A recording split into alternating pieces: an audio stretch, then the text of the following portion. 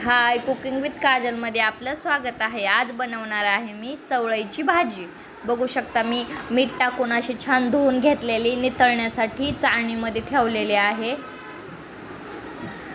कढईमध्ये तेल टाकून घेतलेलं आहे। बघू शकता त्यासाठी कांदा कापून घेतलेला आहे। उकळीमध्ये लसूण ठेचून घेतलेला आहे आबडधोबड। छान असा तळला त्यानंतर कांदा टाकून घेणार आहे। कांदा सुद्धा मी आज छान असा फ्राय करून घेणार आहे।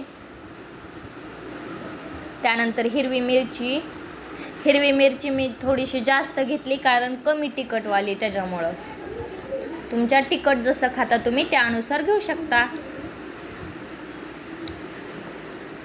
बघू शकता छान असं फ्राय झालेलं आहे। आपण आता चवळीची भाजी टाकून घेऊ। ह्या उन्हाळ्यामध्ये नक्की ट्राय करून बघा, चवळीची भाजी खूप छान लागते। पालेभाज्यांना टेस्ट छान येतो आणि पालेभाज्या मीठ टाकूनच शिजवल्याने एक नंबर टेस्ट येते। बघू शकता मीठ टाकून घेतले मी चवीनुसार। आता मिक्स करून घेऊ।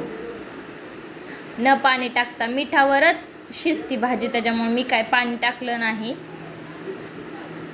झाकण टाकून शिजवून घ्यायची भाजी। बघू शकता आपली चवळीची भाजी अशी रेडी झालेली आहे।